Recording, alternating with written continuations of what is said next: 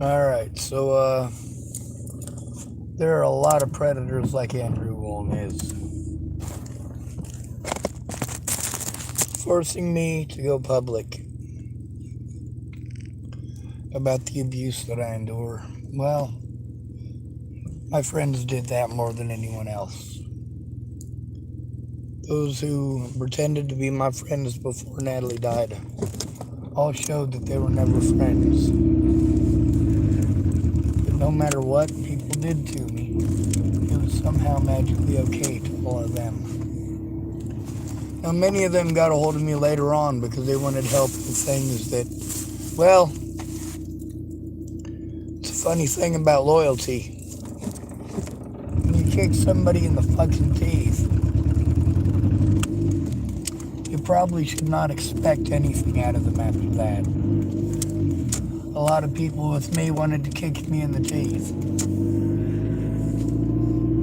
Not literally, because I have no teeth. What they didn't want to stop and think about in the puny little brains of theirs is that I don't give a fuck about you. Between you and children, I don't give a fuck about any of you. You don't fuck with kids. You also don't hide behind kids when you do something fucked up.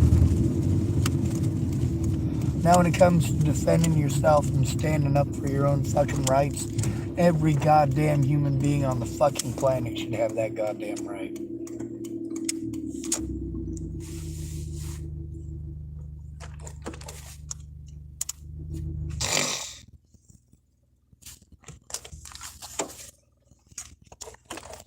What my predators did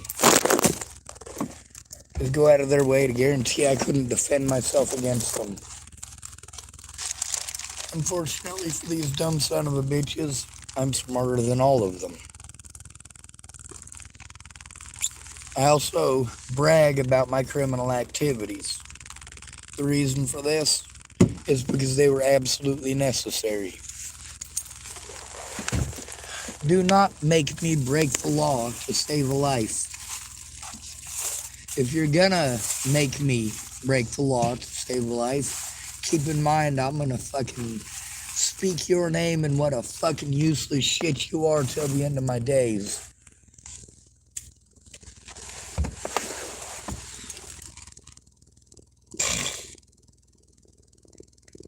What's the difference between the junkies here and the junkies in Virginia?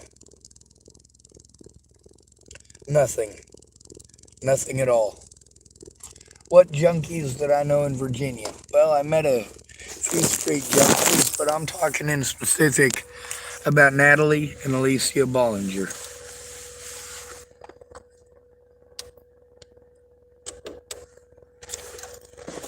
Why did they say the things that they said? And if those things are true, why is there so much evidence to the contrary? When you choose to take advantage of an at-risk adult, that is a decision that you have made. Nobody forced you to be a fucking piece of shit.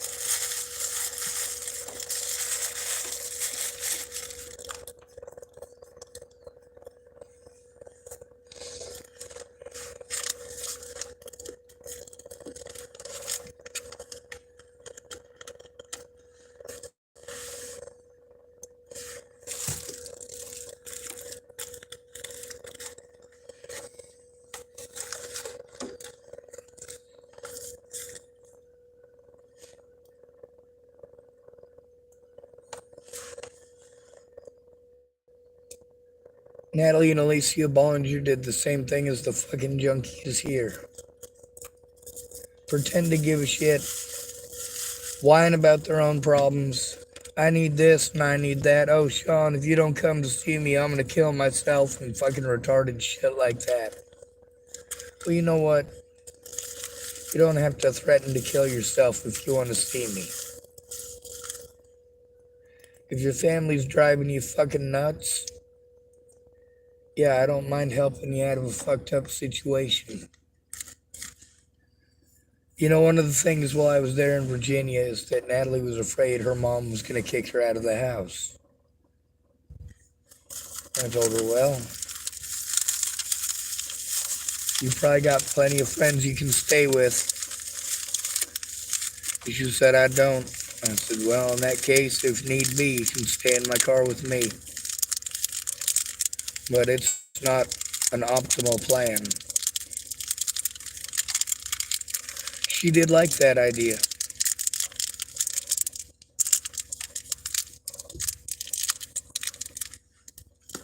Fact is, Natalie and Alicia were both grown-ass adults.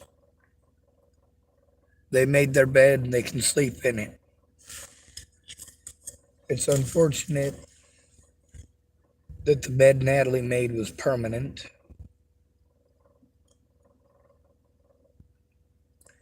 But she did the same thing as all these other junkies that I got recorded on my channel.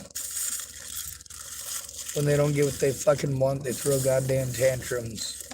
Unfortunately, their tantrums result in innocent people being harmed repeatedly.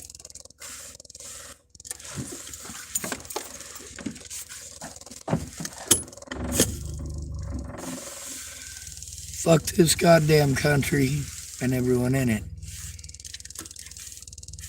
May you all roast in hell. If you don't like that, oh fucking well. Every single one of you had the chance and opportunity to do the right thing. Every one of the people who claimed to be my friend before Natalie died, every single one of them showed that they were never my friend. That they were never going to come forward. They were just going to lie, cheat, and steal their way out of it. Lie, cheat, and steal their way out of it.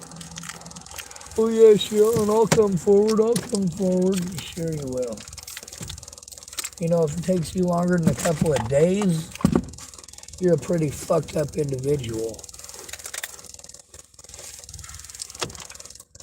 When a friend of yours is being harmed, there is a very small window to be able to turn it in.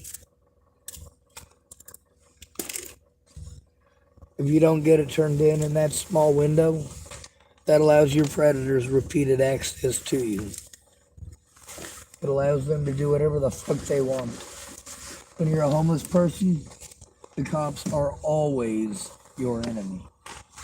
There will never be a time or a day as a homeless person that the cops are not your enemy.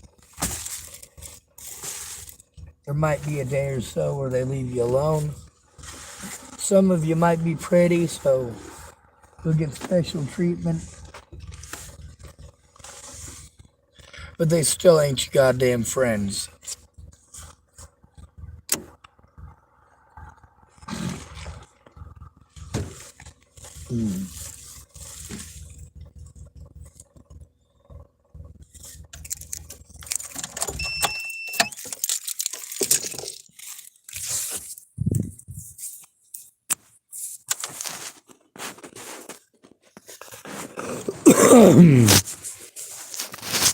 Something more too you might have noticed is that all the people who think to themselves, oh, I'll just accuse them of being a killer, that'll make it okay. I've never been charged with killing anybody. The ones who say, oh, I'll just call him a pedophile, that'll make it okay. Well, I've never been charged with pedophilia. Never engaged in any acts with anybody of that sort. Makes it kind of difficult for people like Andrew Wolnez to get away with just harming somebody over accusations. Besides that, even if those accusations are true, it doesn't make it okay to harm people. You're all pieces of shit. But those of you who aren't dumb junkie whores like the Bollingers, thank you for not being dumb junkie whores.